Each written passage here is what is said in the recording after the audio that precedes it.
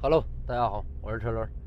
咱们今天试一个车啊，这是12年的福克斯，自动挡的。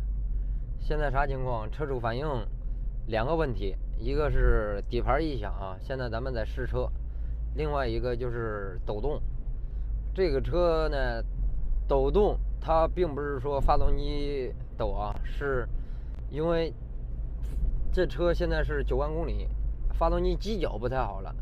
把这个本身它发动机就有点抖动的，然后把这点抖动呢传递给车身了啊，所以说坐车里明显感觉到抖动，这是一个问题啊。像福克斯1.8的这个时间长了，就是说有个7、8万公里左右，机脚都有点不太好啊，共振产生的震动，轻微的共振动，并不是说抖得厉害那种啊，抖得厉害那是发动机问题。现在这个底盘异响呢，咱们刚开出来，声音不是说特别大，但是一直有。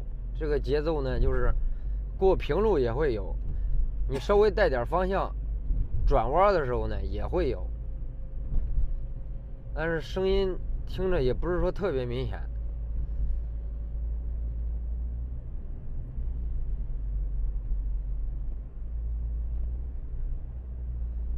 平路上基本上有的时候很少啊，大多数是在这种鹅卵石路面，就是高突不平，也不是说特别大的坎儿那种，高突不平的，就是凹凸不平的路面，然后节奏越快，它就咯越多啊。你看见带没接？像等红灯的话，现在踩刹车，整个车就有点震动，不是有一点啊，不轻的还这个震动。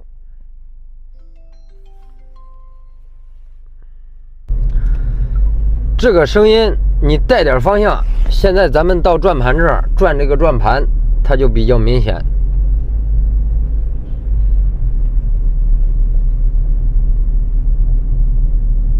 我不知道麦里头能不能听见这个声音。应该听不见。你听见了没？应该听不见那个声音。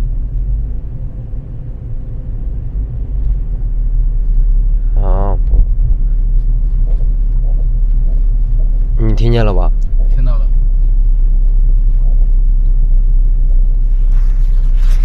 把这个麦啊放那儿比较明显。不一定。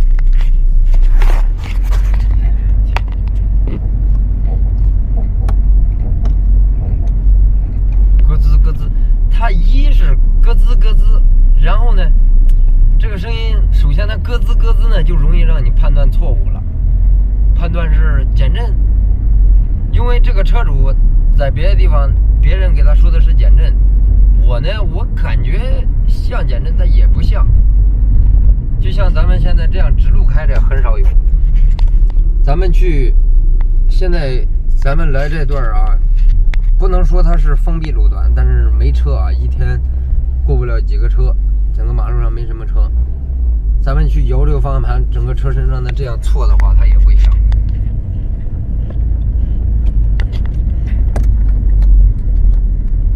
应该得大幅度啊。稍微快一点。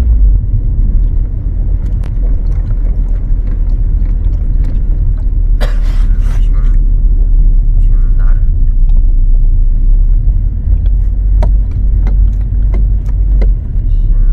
刚才我跟你说，还有一个就是它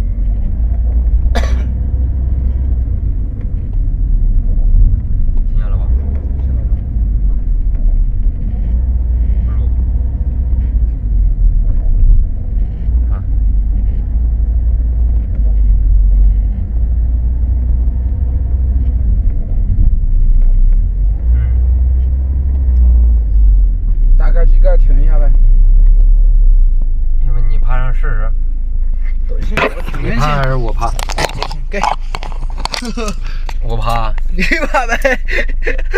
那让爬几个上这样跳。对，待会儿我给你开起来，你插在那儿。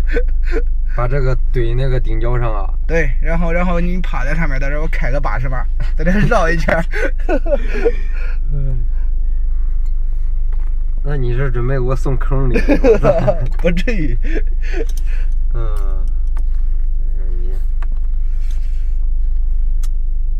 这玩意儿不适宜用在这个场景，直接趴那儿听，要不？试一下吧。怎么能直接的让它这个声音一直响，试出来，是吧？这玩意儿，你要是说左右摇的话，我操，我怕我趴那儿给我摇下去了。那就原地打转呗。原地这样转呗，甩呀。甩，原地转呗。你这个车共振就是厉害，哈啦啦震的哪都震。就那犄角，特别是那个正时犄角。哎，你开我来挣，为了你的以后的幸福，我来冒这个险。放播一批。我来冒这个险。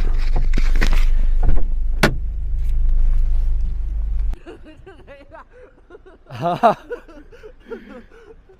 这样啊？我看。你拍的时候，我就上面准备好了，然后就往上一拍，然后就这样拍。我说你就这样拍，那你说你不给我拿钥匙啊？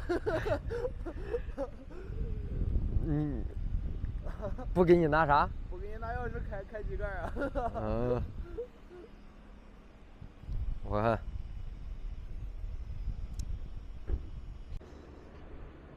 怎么拍呀？就这样拍啊？啊？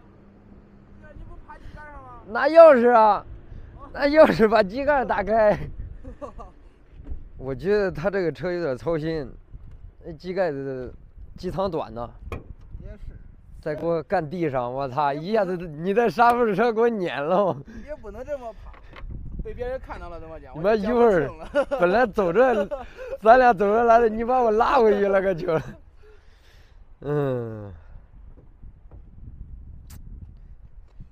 还是那啥吧，我先坐车里听听吧，坐车里开窗户。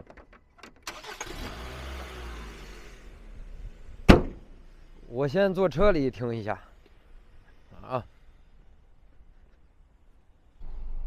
上去。来，试一下，看看能不能听见。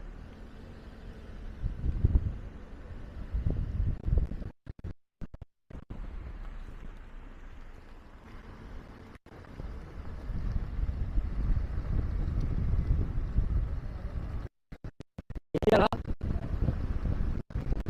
听边上吗？外边啥也听不见，风噪太大。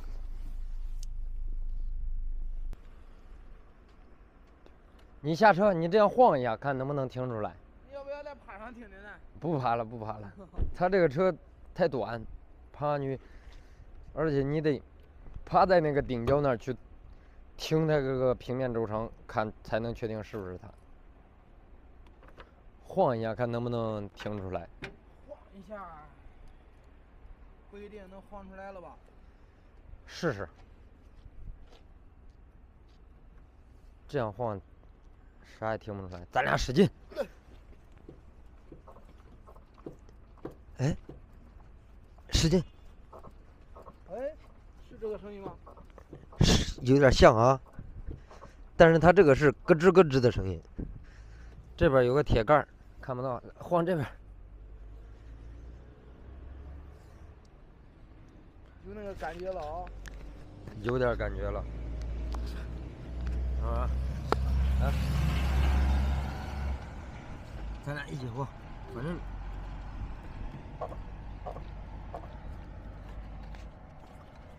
来，再晃。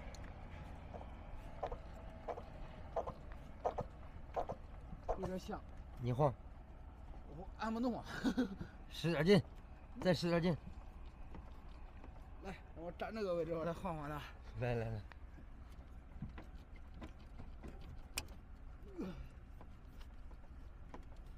咋出不来了呢？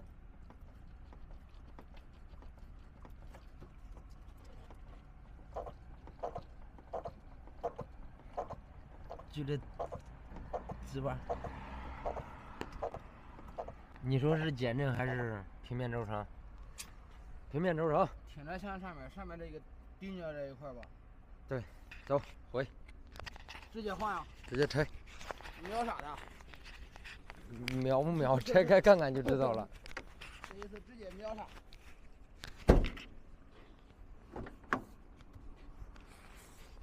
现在咱们这个平面轴承呢已经拆掉了啊，这个是新的，我手拿这个，它非常紧。这个旧的呢，一是油已经漏了，去转的话它发涩，就是咯咯噔噔的那种，然后有矿量。现在咱单手拿晃不出来，它有矿量。这个是它的顶胶，顶胶呢我一起连着调回来了啊。刚才那个拿的顶胶旧的是个带轴承的，这个不带轴承，可以看到它压扁了。新的呢它是比较厚的，其实不换这个顶胶呢也可以，但是顺便咱们拆开了就一起调回来，因为减震是没任何问题。这个现在咱们这是没有分体的啊，这是顶胶和轴承连一起的旧件啊。咱们这样去转它，它有涩，非常涩。听到这个声音了吧？刷刷的，这个会有什么影响啊？它会方向盘沉，就是说你如果说感觉方向比以前沉了，这个也有可能会造成啊。还有一个就是它矿了，知道吧？这个矿量就会导致上去之后，哎，过那种小的戈丁路，然后，哎，出现那个异响。所以说，甭看它是一个轴承，就这种轴承爱出现异响，为什么呢？它是塑料的上下。平面轴承分很多种，有这么小的，也有这么大的。特别薄的，就是薄的怎么说呢？薄溜溜的一点，中间夹着小轴承、小钢珠啊。然后薄溜溜的一点，大的那种不爱坏啊，爱坏的就是这种厚的塑料的。还有一个就是圆的，就是圆的那个轴承呢也爱坏，因为它是一个像韩系上面装的那个圆的轴承比较多，像美系上面装的福特啦什么的装的这种平面轴承比较多，然后那个法系装的那种薄铁片的平面轴承比较多。薄铁片那个不会出现异响，但是它会导致方向盘沉啊，因为那玩意儿里头碎了之后也是转着发涩，但是它不会异响，因为它太薄了。像这种还有小的圆的固定在减震石中间那个也爱出现异响，就这么个东西导致的。好，现在是完全没那响声了啊！其实一出门一过个坎儿，拐个弯它就能感觉到整个开着底盘的感觉，它就跟之前不一样了。你别小看它这两个平面轴承，它的作用相当之大。就是说它有点问题，这整个底盘也是感觉到一种散的状态，因为它的支点很重要。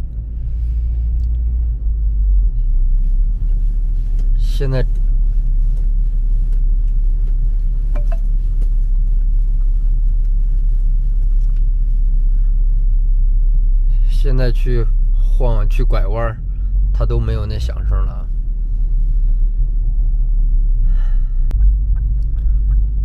机脚改天再换，今天把这个解决了，改天换机脚。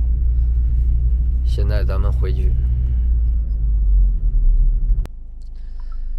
咱们先把这个配件多少钱确定了。我刚才光拿了配件，没问人家多少钱，这会儿好收费呀。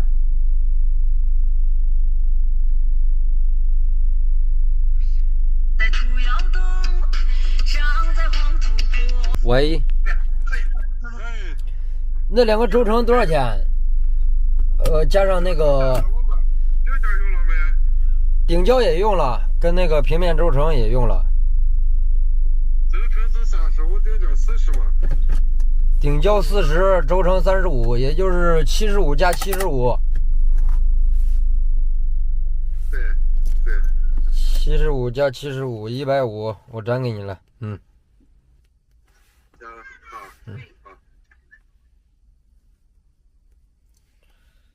换了2个平面轴承，2个顶胶，就是减震的顶胶，那个压的有点变形。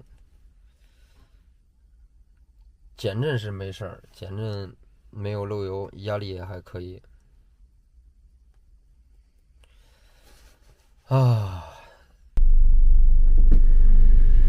怎么样？好了，没了。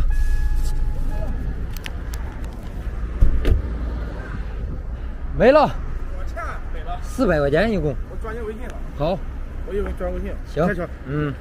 然后就是机脚，到时候你随时过来就行了。行。啊，好，我直接转你微信。好，走吧。好。咱们最后说一下它这个轴承，这个轴承坏的话，你上架子检查不出来。为什么这么说呢？你去撬去晃不出来啊，因为它的间隙特别小，而且去晃的时候，它跟支臂或者是底盘上其他的配件还有平衡杠、输拉杆了，跟这些晃的时候感觉不一样，所以说它这个东西一般轻易不好检查出来，只有听靠感觉。Hello， 大家好，我是车轮。这个车现在是啥情况？水温高啊，它是在别的地方换了节温器，一开始说的是节温器的问题，换完节温器呢，水温还高。换节温器之前，他摸着是上水管、下水管不一个温度，所以才换的节温器。但是换完节温器之后，上下水管还是不一个温度。现在的意思就是说，它为什么不在一个温度？节温器打不开会造成不是一个温度啊，但是循环不好也会不在一个温度。这个车是一个姐姐介绍的，经常看我视频的都知道。有一期我出的一个她介绍的一个 CHR 丰田的，当时是趴在车头上检查一个车的异响，那个看过视频的都知道，那这个也是她介绍的啊。但是呢，这个车是外地的，她明天要回家，现在初步我个人来判断这个问题所在哪儿，我觉得是水泵。但是呢，这车不像有的车水泵好拆，这车的水泵拆字也麻烦，说麻烦吧也还行，但是现在这个时间点呢，他明天要回去，我估计来不及，说是晚上要走，明天得到家，咱给这个姐姐打个电话跟她说一下。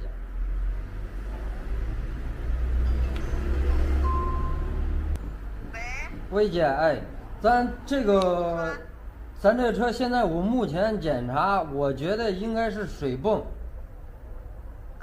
但是我要是去拆这个水泵，我估计今儿就完不了了。那啥时候能好？因为我现在判断，我觉得是水泵，因为他不是在别地方把节温器都换了吗？然后别的地方也没说出来个1、2、3哈。对。现在我觉得是水泵，所以说确定100%是。行。你等一下啊。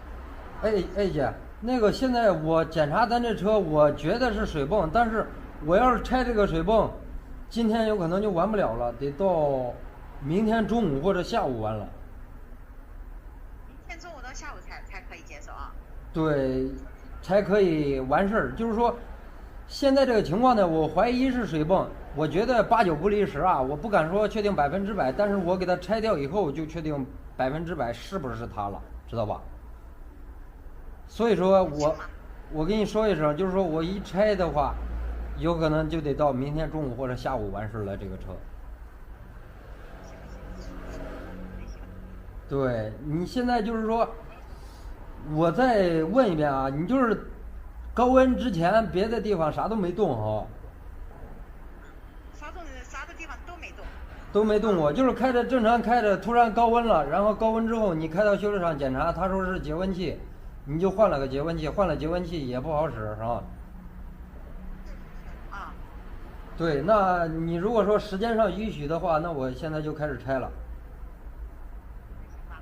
明天中午到明天下午，拆吧，拆。行，那我就拆了。拆了我看看今天晚上能拆掉的话，我就给你回个话。好，行。嗯，好，OK。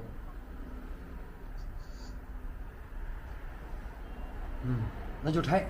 所以说咱得提前跟他沟通一下。现在我觉得8、9不离10是水泵的原因。刚才试车试了10多分钟，车刚放这儿啊，因为他放这儿车就走了。现在咱们就拆开，看一下到底是不是水泵所导致的这个问题。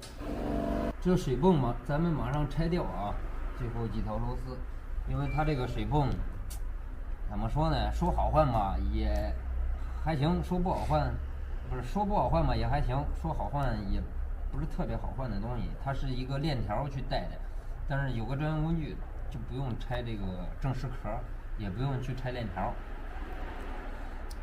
螺丝都拆完了，现在给它撬一下，把它水泵给它不用撬，先活动一下。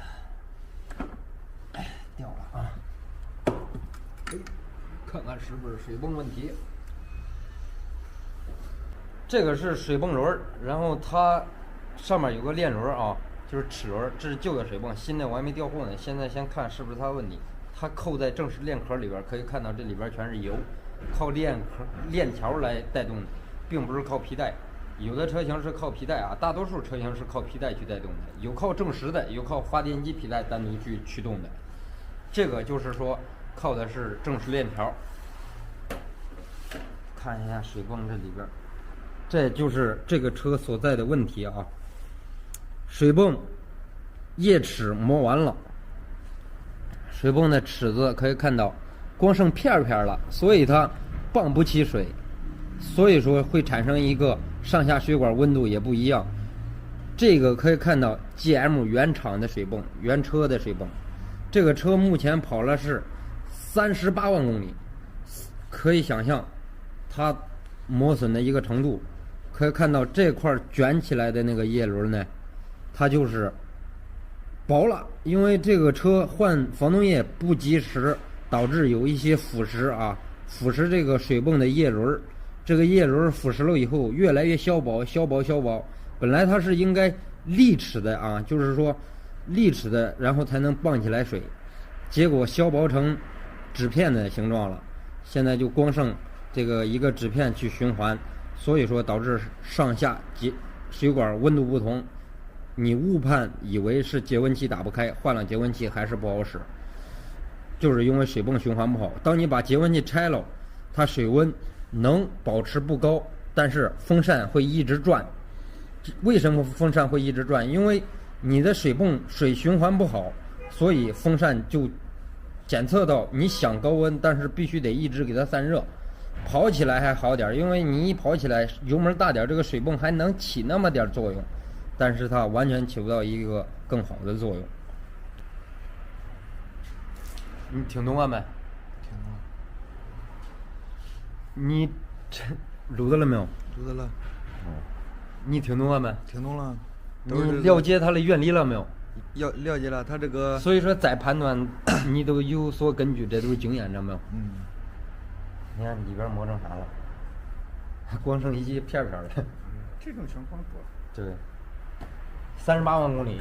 就跟那天咱判断的是，38万公里原车的，干38万公里，它还不漏防冻液。我操，这个车其实它最大的毛病就是爱漏。这个水泵。这个盖子这块爱漏。啊，就这块爱漏。但是它他妈没漏，磨成这边儿。你说那铁渣子都磨哪儿去？整那咋？老不换防冻液，它防冻液腐蚀的这个叶轮，腐蚀的削薄了，削薄，上一层那个打弯处的叶轮腐蚀没了，光剩个这了。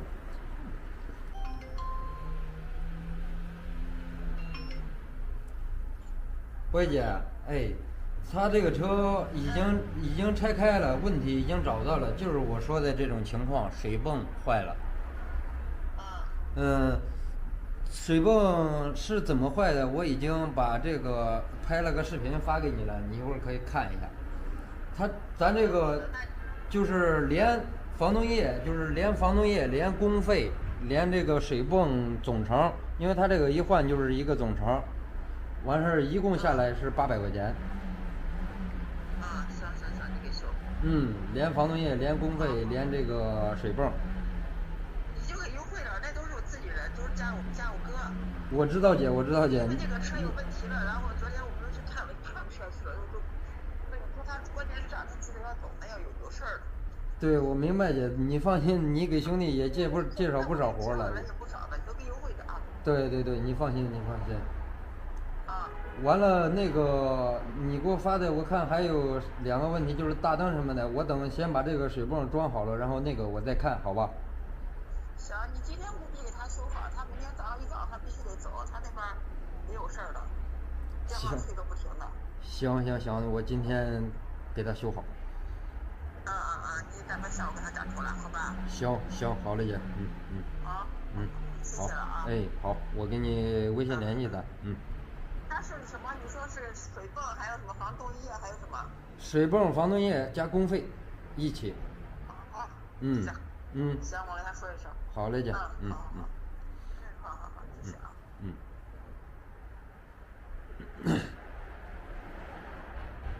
这个水泵品牌的啊，200多块钱，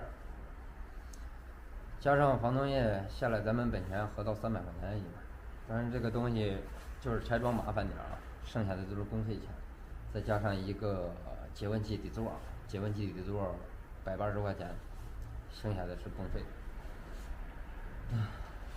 马上开始装。这个咱们新水泵已经到了啊，可以看出来新的水泵这个叶轮呢后期改了，它改成双层式叠加式的啊，上面也有一层，然后中间这么厚的叶片，再加上你说这玩意儿它早用这它还能坏吗？是不是？你看它这个薄一层铁嘛，时间长了腐蚀涮就剩铁片子了，改良了就只能是这么说。这个链条轮还在上面，直接把链条轮拆掉，这样就直接把水泵装上去，因为那个链条轮咱们固定好的，这样就错不了正时，不用动正时，就可以省很多工费。把它装好，就这么个东西。都好了。对，都弄好了。车前那个就是水泵。就是水泵。水泵这不是换下来的，在这呢。我当时给他拍了个视频嘛，不是？给那我姐给他拍了个视频。这个水泵。已经不转了啊。转，这个里边你看它这个齿了没？这个齿你看吃成啥了？就光剩叶片了。就是，这就是啥？你换防冻液不勤所导致的。还是这个样子啊？对，换防冻液不勤，你不是说放出来那防冻液就是第一次放出来的防冻液全是渣子似的跟？那就是因为长时间不换防冻液腐蚀的。那一般多长时间要把我全部换一次？防冻液，谢谢。一般就是4万公里，或者是按4、5年时间一换。做换啊？估计他给你开着老。然后把这里边齿子，你看吃的就剩，本来它很厚的，知道吧？完了。然后很厚，它不仅是厚，往上立着齿呢，知道吧？然后你看见这个齿了没？弯的这个，它有往上立着的，立这么高呢，立到这个边沿上呢，然后给腐蚀的光剩一点尖了，所以它泵水就泵不起来了。它力度不够了。对，然后你那个前大灯。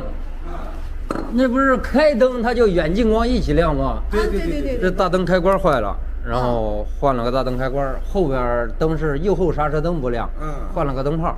对，都弄好了。好，谢谢了。你去看哈。水温什么的都试好了。行，好。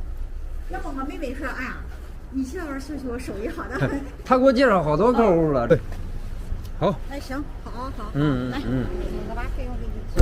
就是我那时候给我姐姐说了，水泵加上工费加上防冻液那个是800块钱，然后那个开关给你算是260，800加个260，1060。啊，灯泡就不用算。它这加到一块儿是1060，这么多？对，一个开关那个开关总成是260，然后水泵是个800块钱。他跟我说总共是，我说是800。当时你看啊，当时我跟他说的800，那时候他还没跟我说灯光这个问题呢。因为昨天是啥？昨天我不是然后我当时就，你可以看到我给他发的这个语音，说的就是水泵加防冻液加工费是800块钱，然后开关当时还没说呢。后期他跟我说完灯光的这个问题，因为说灯光这个问题的时候，我已经把水泵装好了。他说这个问题，我然后去检查的，那个灯光大灯是开关的问题，就换了个开关。然后这个是灯泡。少点嘛。你那样1000块钱，真的，我那姐姐给我，我说没多要。哎，真950，真的。我也不说了，要跟你说。不是真的姐，我能做到给你最大的优惠，肯定做到给你最大的优惠，950真的咱不说。你是这样子900，因为我们车也经常也回来呢。我知道。我这有3位起来。我不是说你是外地车不外地车啊，我不是说另眼对待。因为既然我姐她给我介绍客户，知道吧？我肯定这个东西就不是。对，所以说。950真的950。你这么惯了，下次我按这个活也多的很，看车多的很，给你多介绍几个起来了。对的。我知道介绍。对的，不是。你看这，那个机皮啊，靠，这个差别。真的950，真的950，这东西，开关这个本来我就没给你要什么那什么价钱，真的姐姐，真的950，我能给你便宜，已经便宜了，那是，这都110了。对不对？是不是？咱实话实说呢，因为那开关我没有加什么太大利润，拆它也挺麻烦的，把气囊什么都得拆了，因为那个东西都是名下的东西，你可以随便问。对的，不少。950。对，因为我能给你做到优惠，尽量给你做到最大的优惠程度。那个好收到。那个节温器就是装在你那个红袋里边的那个啊，对，就是我。对，都装好的。好。水温也都试好了，防冻液都给你换的新的，加好了。行。对，行了，都试好了，你就可以走了。啊，对，行。行，你妈你的。行，好，没事，客气。